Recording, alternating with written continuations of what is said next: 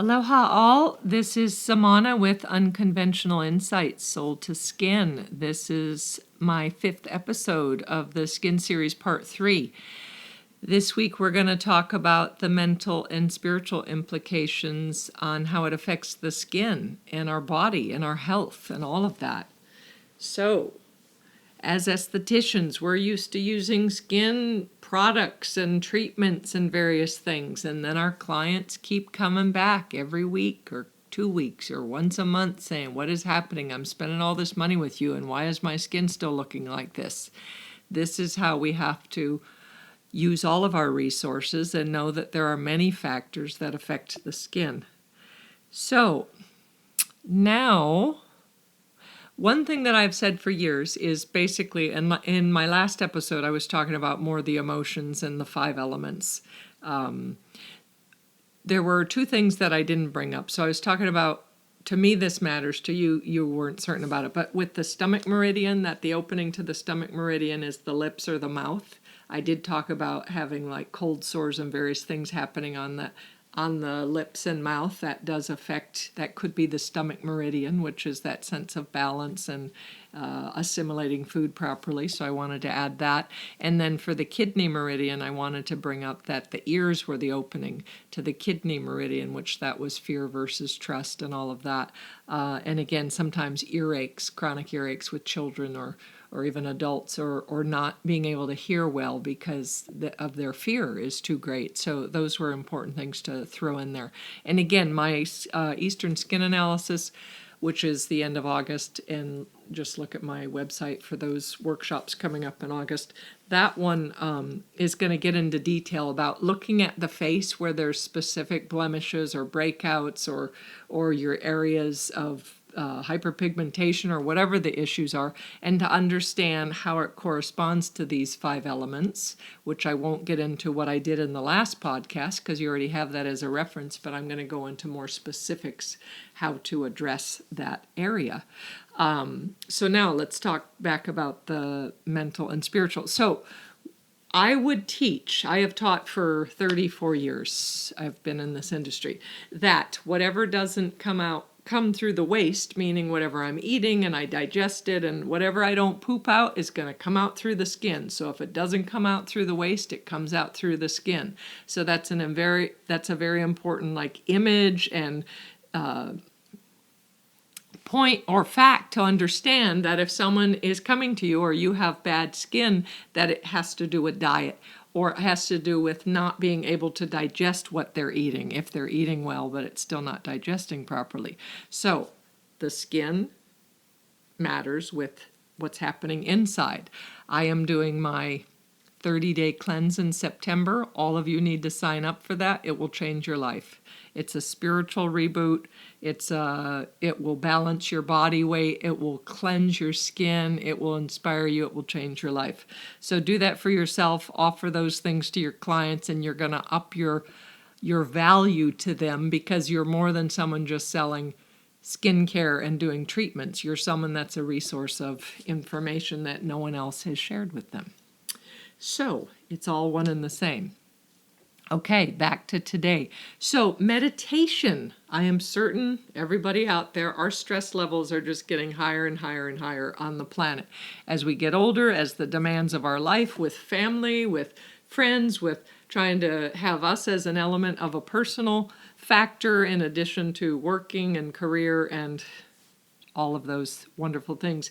Meditation I will bring up a million times. So the point of meditation is, what that does is basically it's just allowing your mind to be calm, so you're not thinking of tasking and work and all the things that have to be done. You're more just allowing the sounds of the birds outside. I like to meditate with the window open or sitting outside so that I could hear sounds. Or if you're inside with the AC, then focus on the AC or whatever sounds are surrounding you at work or home, or if you need 5 minutes or 15 minutes. I always meditate for 21 minutes.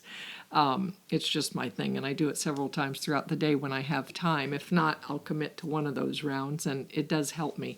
So meditation helps put you in what's called the alpha state. So I will get into that during the cleanse in detail, the different states of how the brain waves are. But the alpha state is, in a sense, the witness state. So it's a slower processing mode where we don't take things so personally. So when someone goes off or a client comes in and blames you for something, instead of you being on the defense and so reactive, which is our normal state, you're in a alpha state because you did your meditation before coming into work, and you see they're having a hard time. You probably see they had an argument with their partner, or their rent is due and they're a little broke and they want to take it out on someone that's not going to live with them, and that happens to be you as their therapist. This is a common thing. But learning to stay in that alpha state as often as you can through meditation is going to help keep the body calm, keep the skin calm, etc. So now, I got into insight counseling years ago because I started seeing that it's not just what we're doing on the surface of the skin, doing extractions and high frequency and whatever else we're doing, that it's so much deeper. And I would see clients that they eat very well and that they exercise, they do yoga all the time, they go to the gym, they run, they bike, so they're doing all the things I'm kind of telling them, but why is their skin still a disaster? And what I have found is if their mental process or their spiritual process is out of balance, that's going to affect everything, no matter how many other things they are doing in a positive way. So, for instance, I would call it skin therapy, because if I looked at a client, this is a typical client that comes in, or someone with a skin imbalance, and they look great until you take their makeup off, and then there's all this congestion. And that's basically this hidden, like it's actually how their personality and how their lifestyle is. They appear to be fine on the surface, but as soon as you go deep a little bit, there's all this hidden stuff that they're not expressing, that they're not sharing, that they have no one to feel safe with, and it's showing in their skin, this congestion.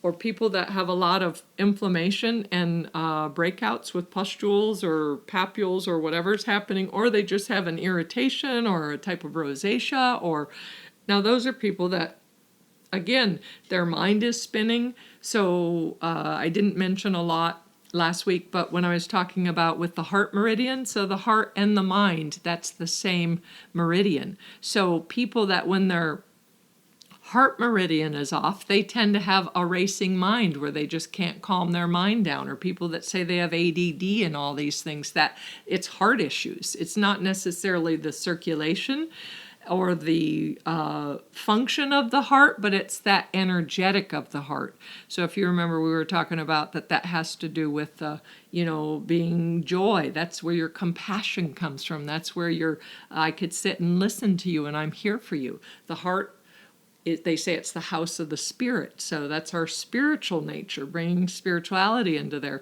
So if we're not giving enough attention towards nourishing our heart and making it feel safe and making it feel loved, then we have further to go. So, but that will show that that's heart issues. And again, with breakouts and various things, that could be some liver stuff coming in also. So I was looking at bringing this in. So there are many famous minds throughout our centuries that have brought in the whole principle of how it is the mind creates words, words create feelings, and feelings are everything. So I'm sorry, give me a moment here. Okay, I'm back. Okay, so looking at some famous people, like for instance, Gandhi, who we've all heard of Gandhi, he basically came up with thought is form in a sense, to the point where he would say, pay attention to your thoughts, they're the beginning of your actions. So that was a very powerful statement in the time to say this is how he ruled many people. Like, didn't rule, let's take that out of there. He influenced many people with his calm nature, his meditative nature, his compassionate nature. But he was saying to watch your thoughts, because it will be, are you aggressive, are you angry, or are you calm and compassionate and understanding and allowing of other people? I was looking up some old philosophers because I love the old Greek philosophers. And Plato basically was saying, he was centuries ago, was basically saying that there's a direct correlation between reason, emotion, and desire. So this has been known in our history forever about how our spiritual and mental outlook have to do with everything we're creating in our life. So with all situations, but also in our appearance. So if thought is form, and I believe this to be true, then it's going to show, is my body defined and toned and healthy and fluid and flexible and movable? Or is my body stiff and inflamed and puffy and excessive and or deficient or sallow looking? So it says everything, but it's the same with the skin. We need to look to see what is happening inside for the outside of the world there. Also, when we're looking at, so this was an interesting thing that happened when I was a child growing up in my neighborhood. There was a girl that was maybe 4 years older than me, and I think this was, maybe I was 11 at the time or so. So she was in her early teens, and I would talk to her mother, who was quite wonderful. And her mother, and so this girlfriend of mine, she had she was born with one of her arms were shorter than the other. So she actually, the way she used her hands and all, there was a slight deficiency there. There was she was born with this genetic something going on with her arm. And the mother was determined to not let it affect her life or lessen her life or her capabilities in any way. So the mother never brought up the point that her arm was formed, that she was born with any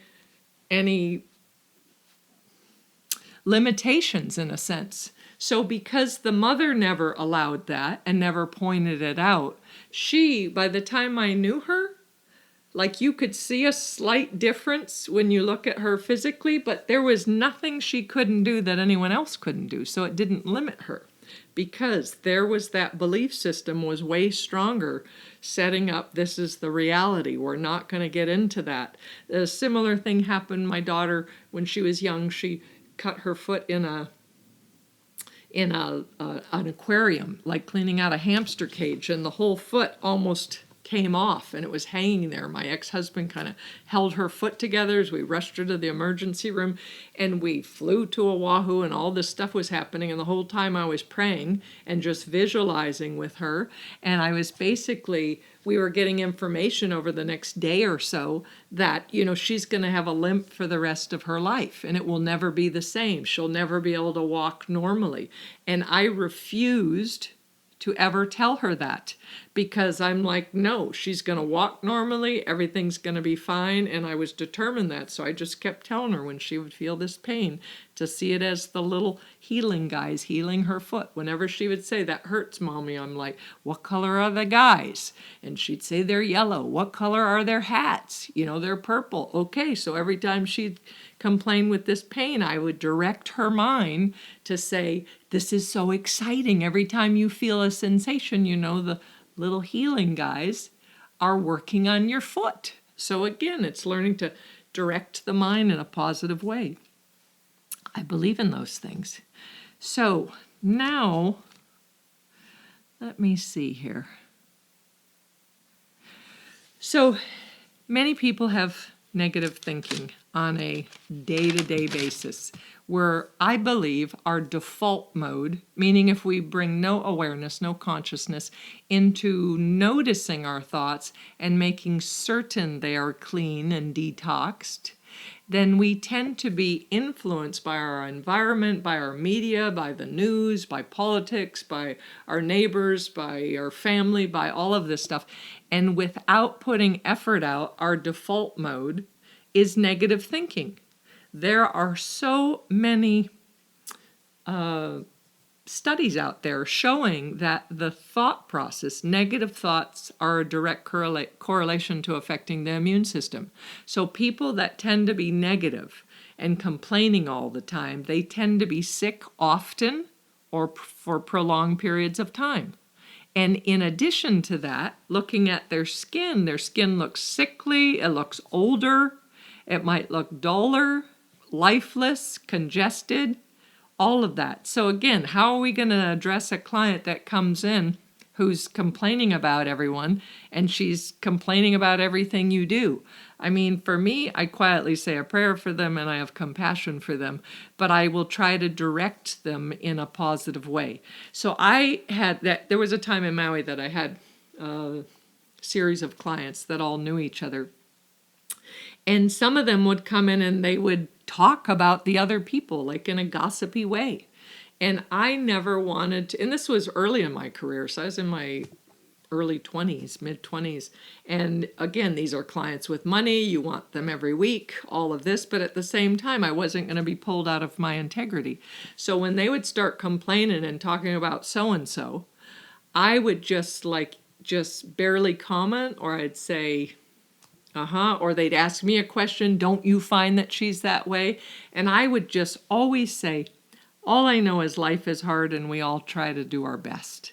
And that was and I didn't say it in a way to judge them, to make them feel uncomfortable, but I said it in a really calm way to let them know that I'm not going to take sides or be part of this, because life is hard. We do try our best. And I like to think the highest of everybody. So if any negative situation, we could call it that and accept that, or we could find the higher act of that and help others. And I prefer to do it that way. So